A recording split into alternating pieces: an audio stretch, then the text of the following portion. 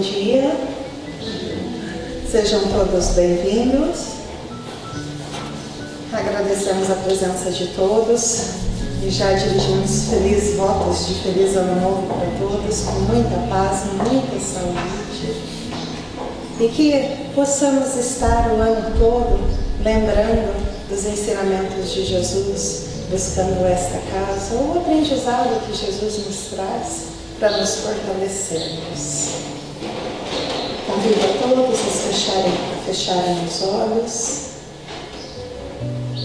pensando nesse nosso irmão maior, na sua presença de paz, tranquilidade e confiança. Que Ele possa se fazer presente em nossos corações, nos fortalecendo, nos dando ânimo, esperança e discernimento para sempre escolhermos o caminho no bem. Abençoa, Senhor, todos que aqui estão, que todos possam se sentir envolvidos na sua paz e que essa mesma paz possa se transportar até os nossos familiares, nossos amigos que se encontram enfermos, precisando de consolo, aos nossos governantes, que todos eles possam lembrar do conhecimento da passagem de Cristo na Terra e lembrar também do compromisso assumido na espiritualidade amiga para o nosso progresso moral. Envolva, Senhor, também a nossa irmã Maria Luísa, que fará a preleção desta manhã, que ela possa estar segura, confiante e nos trazer com clareza, Senhor, a Sua palavra, e que possamos sair daqui sempre mais fortalecidos do que quando chegamos. Essa manhã é a Maria Luísa que fará a palestra. Ela irá nos falar sobre o trabalhador divino. Então, bom dia a todos. Que a paz de nosso Senhor Jesus Cristo se faça presente em nossos corações nesta manhã radiosa, né? Uma manhã maravilhosa de sol. Aliás, mesmo que o dia não esteja bonito, o dia bonito quem faz somos nós, através do nosso estado de espírito, né? Quando a gente acorda de manhã, a primeira coisa que a gente lembra, a gente ainda meio dormindo, puxa, eu tive a felicidade de mais um dia eu estar aqui nesta reencarnação para ressarcir os meus erros do passado, né? Tendo essa oportunidade que o Pai Criador nos dá. Então, hoje eu peguei um tema bem assim, simples, mas que dá um bom entendimento, né? Eu não peguei esse livrinho aqui, do Chico, mas é de Emmanuel, né? Que através da psicografia do Chico. Gente, eu estou com a garganta, eu vou pedir desculpa que a garganta minha tá. Eu tive que já tomar uma pastilha logo cedo para tirar o gato que está enroscado aqui.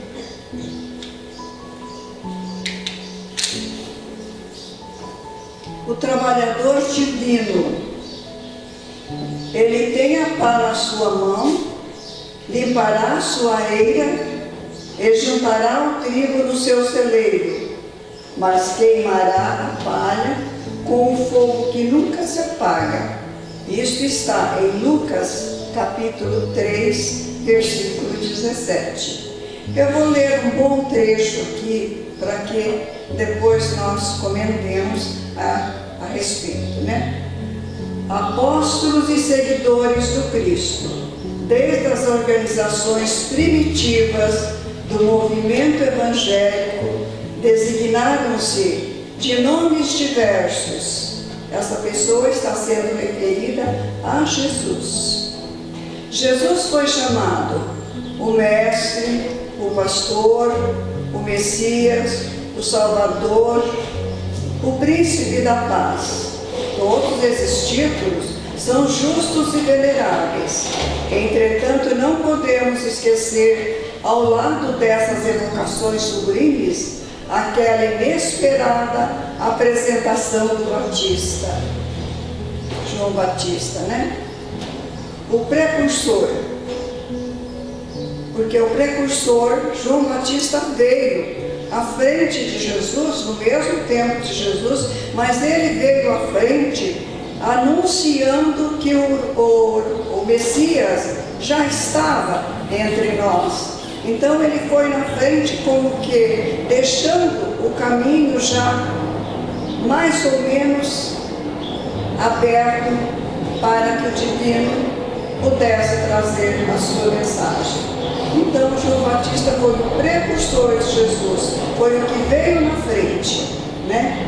E João Batista, aqui está, o precursor designa-o por trabalhador atento, que tem a pá nas mãos, que limpará o chão duro e inculto, que recolherá o trigo na ocasião adequada e que purificará os detritos com a chama da justiça e do amor que nunca se apaga.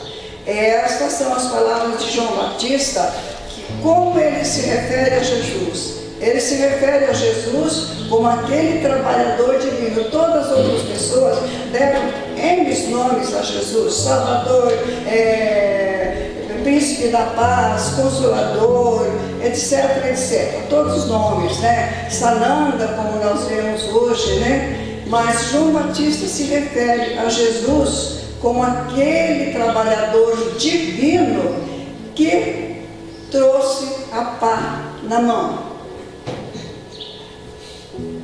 Interessante notar que João não apresenta o Senhor empunhando leis, cheio de ordenações e longos pergaminhos, nem se refere a ele de acordo com as velhas tradições judaicas, que aguardavam o divino mensageiro, vindo num carro de glórias magníficas.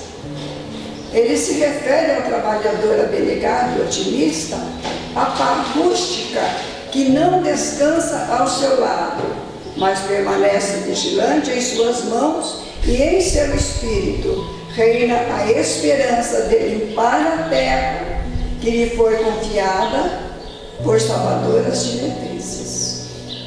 Assim é que João Batista se refere a Jesus, naquele trabalhador atento, que nunca deixa, que está sempre com a pá na mão e que nunca deixa a sua pá ali no canto a enferrujar, né? Então, essa pá que Jesus traz na mão, que Batista se refere, é o Evangelho de Jesus, é o ensinamento dele. Esse chão duro que ele veio sulcar, somos nós, os espíritos ainda endurecidos, né? Ele trouxe aquela pá para abrir com os seus ensinamentos. Ele usava palavras bem sutis. Quando ele encontrava ocasiões, ele recorria às parábolas para que as pessoas entendessem melhor o que ele queria dizer para aquela ocasião. Então ele se referia muitas vezes à natureza, ao plantio, aos animais, né? Para que as pessoas daquela época, que ainda eram espíritos que não tinham a abertura que nós temos hoje, Então, esse nesse sentido que o Batista se referia a Jesus, aquele trabalhador que não deixa a sua ferramenta enferrujar. Porque Jesus, além dele trabalhar, ele exemplificava, ele fazia o trabalho dele através dos seus ensinamentos, das leis divinas, pregando o reino dos céus, mas ele também exemplificava para todos, na sua maneira simples de pregar, de viver. Porque Jesus não veio, ele não trouxe longos pergaminhos na mão, ditando ordens para nós. Ele trouxe o amor. E ele ainda disse que ele não tinha vindo destruir as leis, ele tinha vindo dar cumprimento às leis, né? Isso está na Bíblia e no Evangelho. Então, pegando por esse lado, porque Jesus, então, por que Batista se refere a pá? O que vem a ser a pá? A pá nós sabemos que é um instrumento de limpar o chão, né? Nós vamos pegar o seguinte, um senhor, uma pessoa, tem uma leira, tem uma gleba, um pedaço de terra, e aquela terra está coberta de ervas daninhas. O que ele faz? Mas ele precisa daquela terra para ele plantar, para ele fazer o plantio. Então ele vai lá, ele tira aquela erva daninha, ele vai com a pá primeiro. Mas às vezes o chão está muito duro, ele precisa recorrer à charrua. Jesus não se refere tantas vezes no seu evangelho da charrua. Então, porque a charrua já é um instrumento mais forte do que a pá, né? E aí esse trabalhador, esse dono dessa gleba, ele passa a charrua, depois ele pega a pá, ele vai lá, arruma tudo certinho, né? E aí sim, ele vai pegar a semente e semear. Aquela terra está boa. E além dele sulcar essas terras duras, ele ainda coloca ali um fertilizante, né? Um adubo, para que a colheita seja melhor. E aí então, essa sementinha que ele colocou lá, nasce, cresce, dá folhas e dá frutos. Quando chega a época que os grãos já estão bons de ser colhidos, ele vai lá e colhe os grãos e coloca no seu celeiro. E aquela palha, o que ele faz com ela? Ele as queima, ele arranca, as queima, ou talvez deixa ali algumas para servir de adubo, né? Porque ele vai precisar dessa leira, desse pedaço de terra, para ele plantar mais. E Jesus, então, ele usa a pá como instrumento para limpar a eira dos nossos corações, dos nossos espíritos, porque nós, principalmente naqueles tempos, a terra ainda está dura, a terra ainda está difícil de trabalhar, de ser trabalhada. E ele não pode jogar a semente às mãos cheias de qualquer jeito, porque vai acontecer como na parábola do semeador. Essa semente, se ela não tiver uma terra preparada, ela não vai. Muitas delas vão se perder. Então, por isso que Batista refere a Jesus como o trabalhador divino que traz a pá sempre na mão, que ele nunca deixa o instrumento dele ali do lado para enferrujar. Mas Jesus, no seu tempo,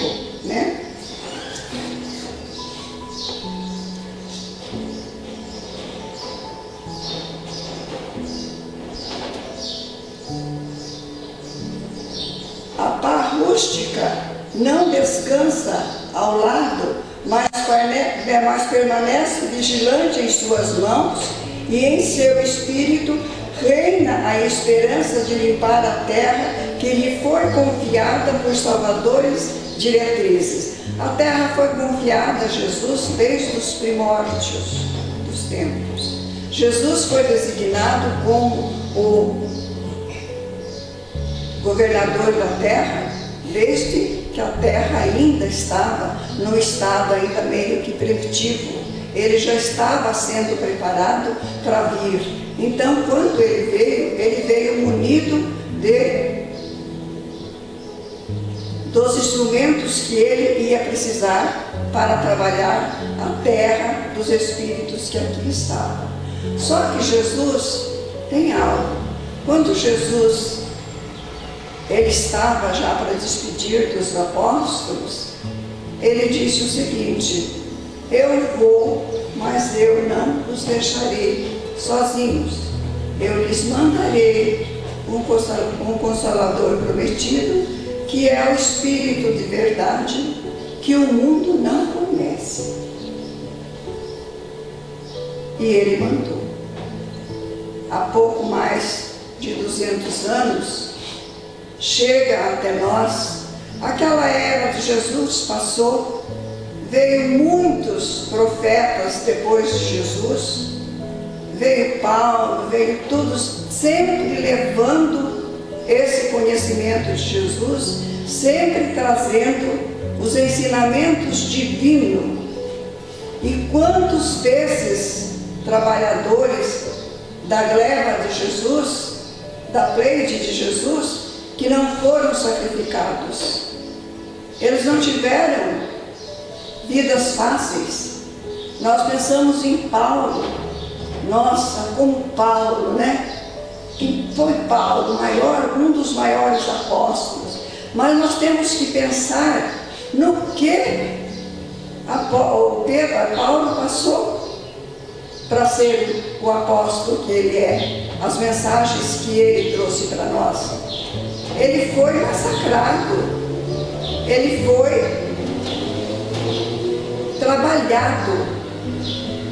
A pá rústica do mestre trabalhou firme naquele solo que era fértil, que era improdutivo, que era puro, mas Jesus conseguiu, com esta pá na mão, ele conseguiu sulcar este coração, né, de Paulo, que era o perseguidor dos cristãos. No fim, ele acabou sendo lá dos gentios, que pregava, o que entrou no meio dos gentios, né? Que Jesus recomendara aos apóstolos: não ide aos gentios, porque eles ainda não estão preparados, né? Mas Paulo foi o apóstolo que conseguiu entrar e salvar, levar a mensagem do Divino Mestre aos gentios, né? Então nós reportamos essa mensagem da pá rústica e do quileira, né, da charrua, nós reportamos para os dias de hoje. Aí veio o Espiritismo, só que o Espiritismo não veio nem com uma pá, nem com uma charrua. Ele veio, foi com um arado. Porque o arado é forte, é o mais potente que tem para desbravar a terra. Então o Espiritismo veio para nós trazendo o arado. Por que eu estou dizendo, nós estamos pensando, por que o Espiritismo trouxe o arado? Porque o Espiritismo veio com a força total. O Espiritismo, ele não tem ordenações, ele traz a verdade nua e crua. O Espiritismo rasgou aquele véu que cobria tudo, os ensinamentos de Jesus, que fora distorcidos muitas vezes por muitas religiões, seitas, né? Quiseram transformar os ensinamentos de Jesus em outras verdades que não eram verdades. Então veio o Espiritismo com esse arado, passando por cima de tudo. O Espiritismo veio, ele acabou com a morte, ele acabou com o céu e o inferno, ele trouxe para nós coisa que nenhuma religião ensina, a reencarnação. Ele trouxe para nós a comunicação, a comunicabilidade entre os vivos e os mortos. Ele explicou, ele trouxe para nós a pluralidade dos mundos, que até então nós pensávamos que somente a Terra existia nessa imensidão do cosmos. O Espiritismo veio com tudo isso, trazendo para nós, porque nós hoje já temos base, já temos cérebros para distinguir, para analisar esses ensinamentos. Por que nós dizemos que Jesus acabou com a morte? Nós tínhamos medo da morte. Nós pensávamos que a morte era o seguinte: a gente vivia na terra, eu preciso aproveitar bastante esta vida, porque o dia que eu morrer eu vou lá para o túmulo e pronto, acabou, né? O Espiritismo veio dizer que não para aí não. A morte não para lá no túmulo não. A morte leva o corpo, mas o Espírito é eterno, é a vida. O Espírito é a vida que vai continuar. E isso nós ficamos sabendo através do Espiritismo. Por que ele falou que na casa de meu pai existem muitas moradas? Como que ele se referia a isso? Ele referia neste momento a todos os mundos que há nesse cosmos, que não é só a Terra que é habitada. Existem eles, planetas por aí habitados como nós, mais adiantado, menos adiantado, na mesma fase que nós estamos. Então, a comunicação, lá no Monte Tabor, ele demonstra a Pedro, Tiago e João a comunicação, que é a possibilidade sim de nós vivos conversarmos com os nossos entes queridos, com aqueles que já partiram. Religião nenhuma ensina isso. Todas as religiões são boas, mostra o caminho do Senhor, mas dá muita facilidade para nós alcançarmos o céu. Determina-se que se eu aceitar Jesus, eu estou salvo. Mas e os erros que eu cometi, como é que fica? Eu aceito Jesus, mas e os erros que eu cometi? Quem é que vai arcar com eles? Aí então entra a reencarnação.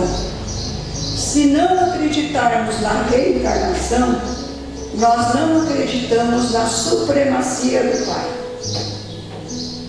Nós não acreditamos na bondade do Pai. Nós não acreditamos na justiça do Pai. Porque suponhamos o seguinte: quando nós vemos essas criancinhas, como é que nós vamos explicar todas essas anomalias que acontecem? Essas criancinhas em plena idade, aí sofrendo de câncer, sofrendo de doenças incuráveis, mães que amam aqueles filhos amados e de repente aqueles filhos partem em pleno, bem novinhos, como crianças. É um sofrimento atroz. Se nós não acreditarmos, se nós pegarmos somente pelo prisma do materialismo, nós iríamos dizer que Deus é injusto. Porque uma criancinha com 2 anos sofrendo essa barbaridade, esses horrores de um câncer, ou seja, lá de qualquer doença, né, que machuca. Uns vêm aleijados, outros vêm com o cérebro atrapalhado, outros vêm faltando membro, outros vêm sem a luz dos olhos, sem o ouvido, e se não vem, aqui acaba ficando, perdendo a visão. Como é que nós iríamos, vamos explicar isso, se nós não acreditarmos na reencarnação, né? Que nós voltamos para ressarcir os erros do passado, da vida passada.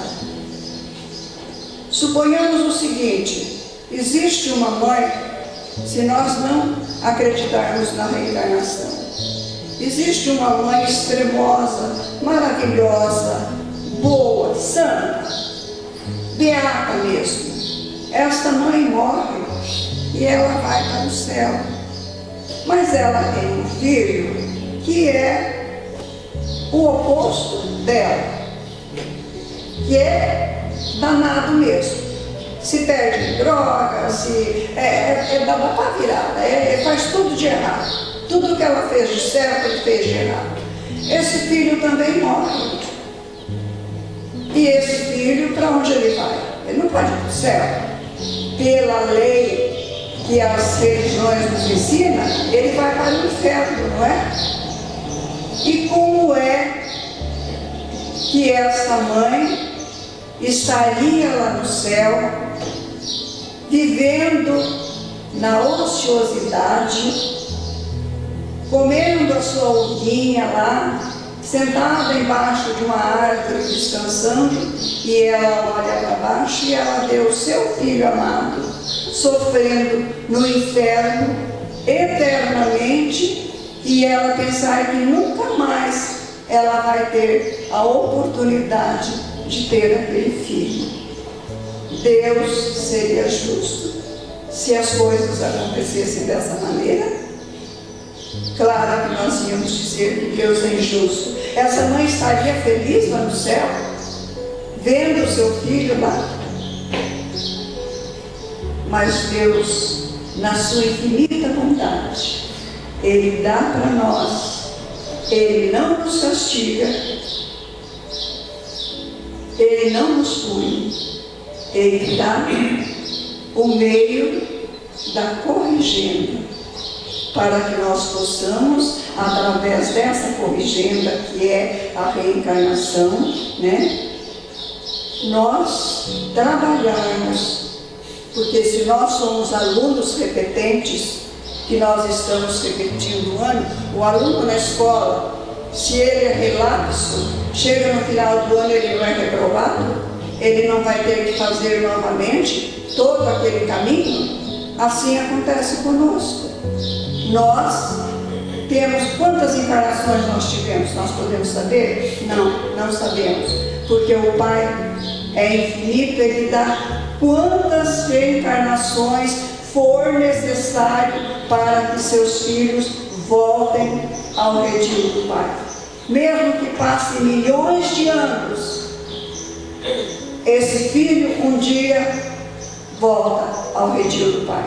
Porque Jesus disse que nenhuma das ovelhas do Pai se perderia. Por mais caminhos errados que ela andasse, um dia ela voltaria ao retiro do Pai. Então aí vem a reencarnação, para que nós possamos acreditar.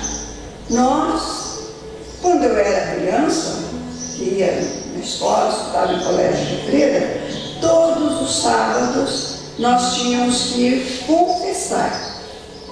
Eu tinha uma birra daquilo, gente. Era uma coisa que na igreja católica eu batia contra, porque eu não aceitava, eu tinha raiva de quando que tinha. Às vezes, muitas vezes eu cheguei a fazer isso.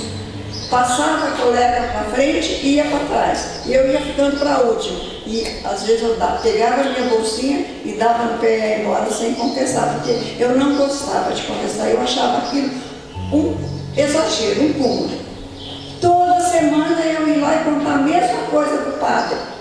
O padre Calógero, que era um santo, que foi um santo na minha vida, que até hoje ele de vez em quando ele ainda está perto, ele vem para perto de mim, né? Ele já sabia decor, porque é uma criança, naqueles tempos atrás, de 60, 70 anos atrás, o que a gente fazia de errado? Nada, né? Eu tinha todos os domingos eu tinha vontade de ir no matinê, porque a gente seguia aquelas séries, né? Tinha uma série que se chamava Naioca.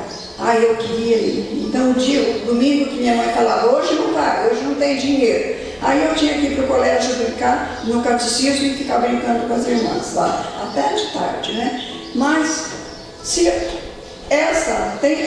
determinadas religiões falam, se eu aceitar Jesus, por mais bandido que eu fui, eu estou lá na cadeia, de repente aparece um pastor, um padre, lá alguém, e fala alguma coisa, eu me converto, eu raciocino que eu estou errado. Ótimo, eu aceitar Jesus. Aí então se diz que eu estou salvo. Agora, será que só pelo fato de eu ir lá e contar os meus pecados, e nem todos os pecados, ninguém conta lá para o padre? Não. Aqueles pecados mais cabeludos, eu duvido que alguém tenha coragem de chegar lá e contar para o padre, né?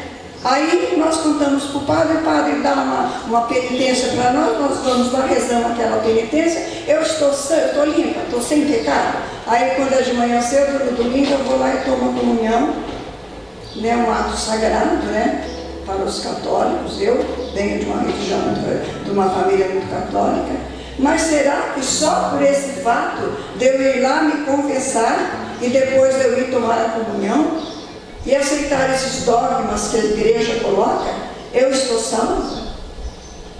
Será que eu não existe mais coisa que nós temos que fazer? Nós erramos tanto. Se lá na encarnação passada nós cometemos barbaridades, agora nós tivemos a santa oportunidade de ter essa reencarnação, e nós vamos, por uma simples coisinha, nós já vamos achar que nós vamos ganhar o reino dos céus. Então, por isso que eu digo que o Espiritismo é barato. O Espiritismo não aceita isso, não.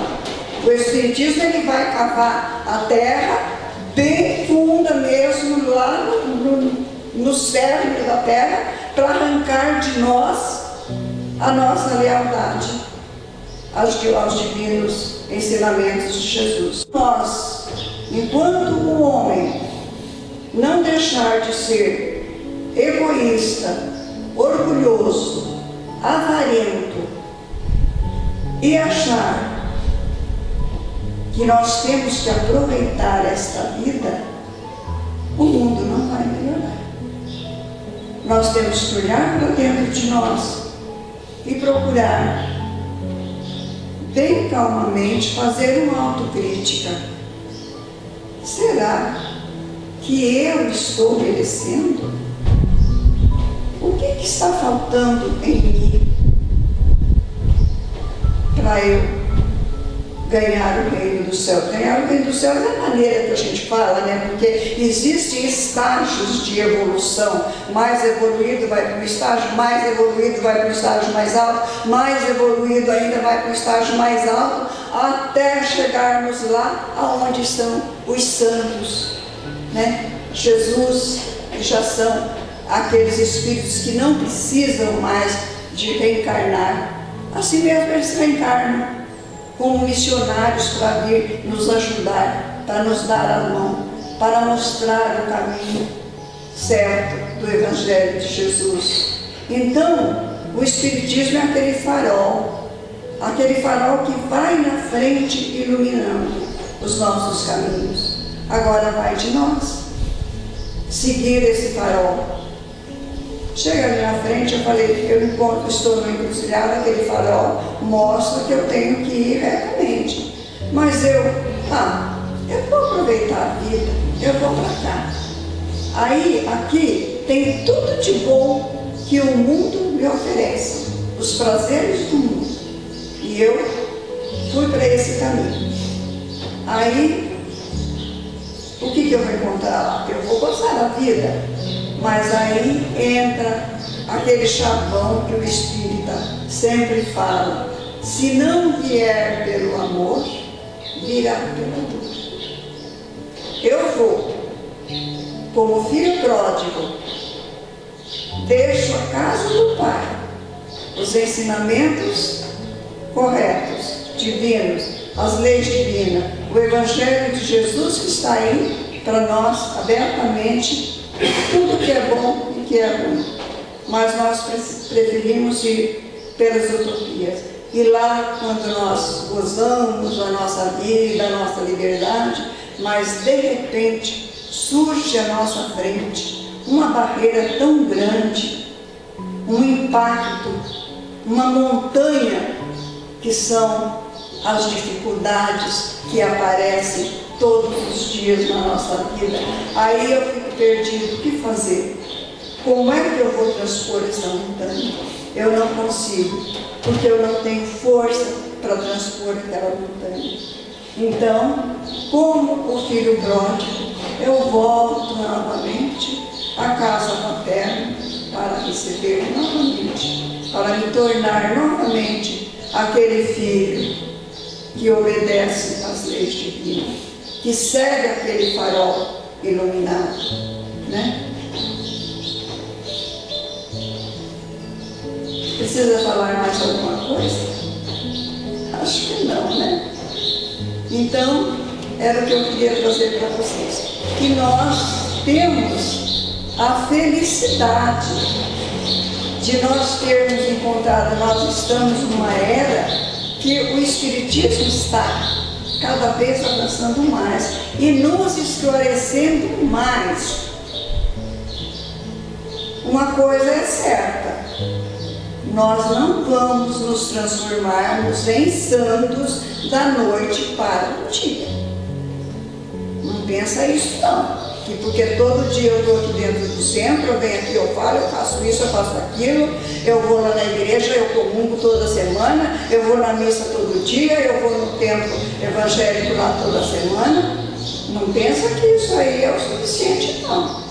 Nós temos que tirar esse verniz que nos cobre, essa crosta de bonzinhos e nos despirmos perante Deus como realmente nós somos. E tem uma coisa: quando nós atravessamos as fronteiras da morte, lá nós vamos ser a mesma coisa que nós somos aqui. Se somos bons, vai ter alguém bom lá para nos receber. Se nós só fizemos o mal, só trilhamos o caminho errado, nós temos que ter uma corrigenda, né? Existe o tal do umbral, que... como que é o nome daquele italiano? Dante Alighieri. Ele foi levado, ele não foi levado no inferno, ele foi levado no umbral, que ele classificou como inferno.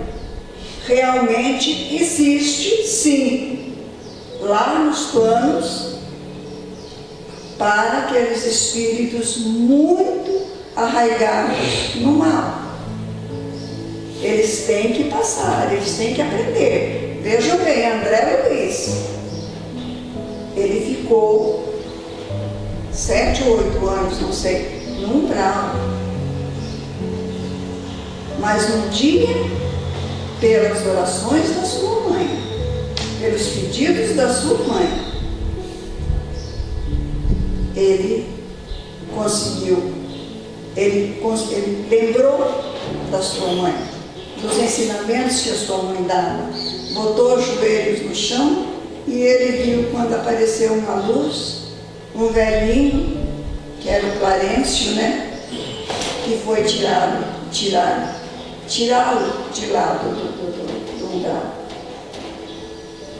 E ele, não sei, parece que, não sei, a vida dele, ele não era uma pessoa assim tão, né, esses que matam, que estupram, que vandalismo, que traficantes de droga, nada. Existe esse lugar, sim. Para o quê? Para se corrigir. Nós precisamos limpar, para que nós nos tornemos espíritos elevados.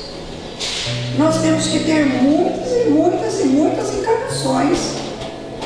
Nós já andamos, não pensa não que nós já não andamos jornadeando muitas vezes lá pelo umbral. Andamos sim. Mas só que hoje, graças a Deus, nós encontramos o Espiritismo. O Espiritismo veio para nos dar, para abrir,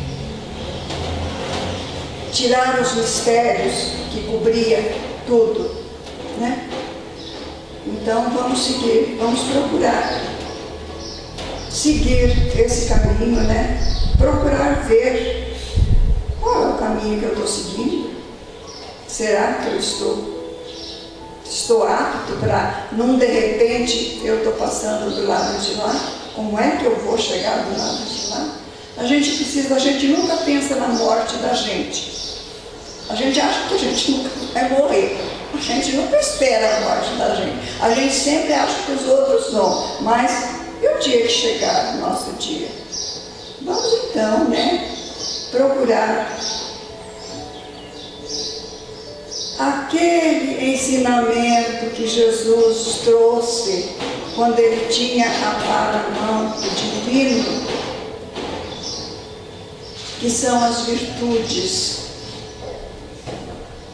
Ele trouxe todos os ensinamentos, mas ele nos deixou grandes ensinamentos para que nós pudéssemos seguir, que são as virtudes: caridade, fé, amor, benevolência, esperança, mansuetude. Essas são as virtudes que podem nos ajudar muito. Certo é que nós não vamos conseguir trabalhar todas elas de uma vez só, não. Mas se nós começarmos a trabalhar pelo menos em uma, nós já vamos começando a ver as outras, porque nós não podemos ser caridosos se nós não tivermos fé, e nós não podemos ter fé se nós não formos caridosos. Então são duas. Esperança.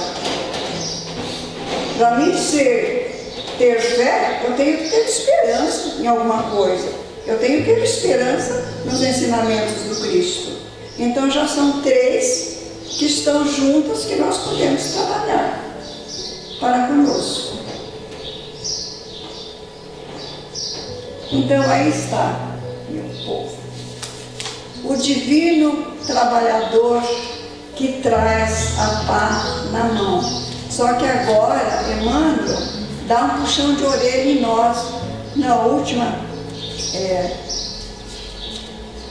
último item. Todos vós que viveis empenhados nos serviços terrestres por uma era melhor, mantendo aceso no coração o derrotamento à causa do Evangelho do Cristo, não vos cerceie com dificuldades ou ingratidão.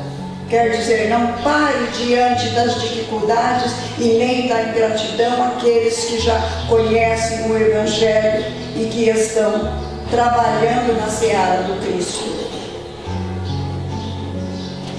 Desdobremos nossas atividades sob o precioso estímulo da fé, porque conosco vai à frente, abençoando-nos a humilde cooperação, aquele trabalhador divino que limpará a eira do mundo com a sua mão. Então está esse puxão de orelha para nós, porque nós que trabalhamos, que já estamos, que conhecemos o Espiritismo, que estamos trabalhando, muitos de nós, quando encontra a primeira dificuldade que encontra na frente, abandona. Eu não vou fazer mais isso não, não tá dando em nada, né? Já abandona. Então ele está dizendo que nós não temos esse direito. Aquele que já conhece o Evangelho de Jesus não tem o direito mais de deixar a sua pá lá no canto enferrujando, não. Tem que estar sempre com ela na mão, seja de qualquer forma, seja moralmente, psicologicamente, humanamente. Alguma coisa nós podemos fazer. porque nós já sabemos. Nós não temos o direito de fazer, se eu soubesse, quando nós chegarmos lá do outro lado, de mãos vazias, sem nada a fazer, quando perguntarem, o que é que você fez lá na terra? Eu não fiz nada. Se eu soubesse que era assim.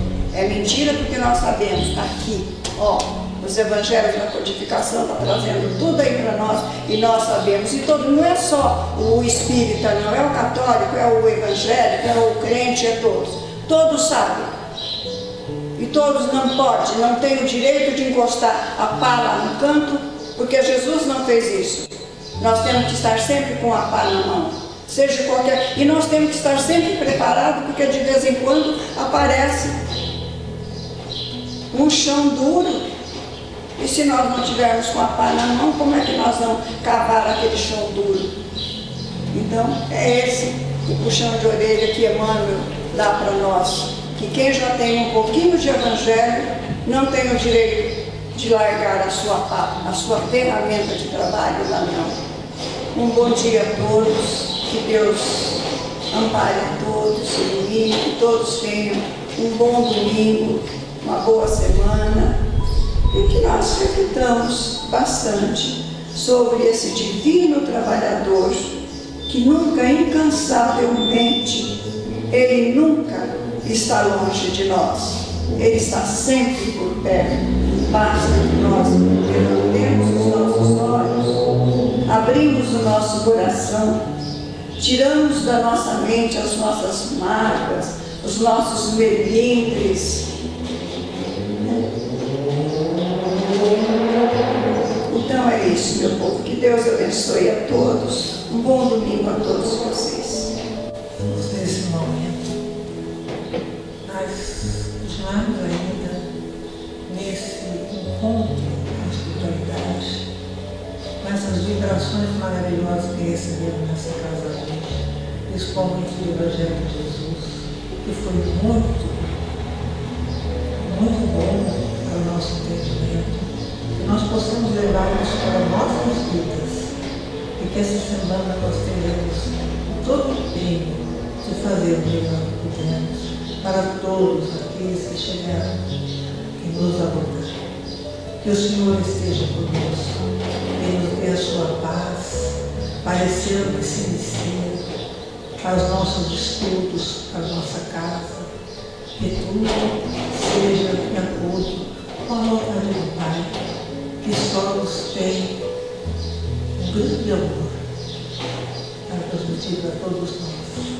Estejamos aqui, outros dias, nos domingos, e possamos permanecer sempre firmes ao entendimento da verdade e à sua aplicação. E assim